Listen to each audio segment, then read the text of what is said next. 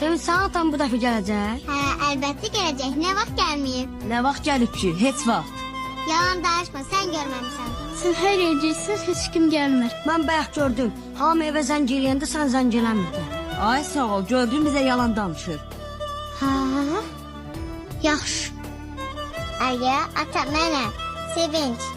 Ata, sabah gələrsən də məni aparmağa. Mən də səni öpürəm.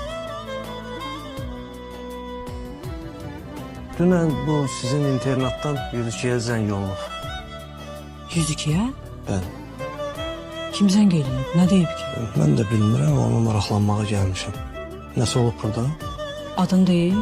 Balaca qız uşağıdır. Adı da Sevinç. Nazməm, gəlin mən sizə danışacağım hər şeyi.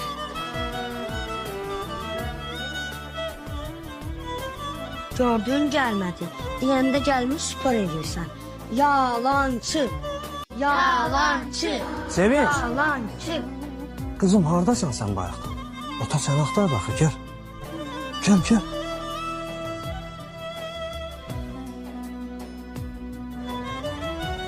Ata, adın nədir? Mənim adım Sevinç.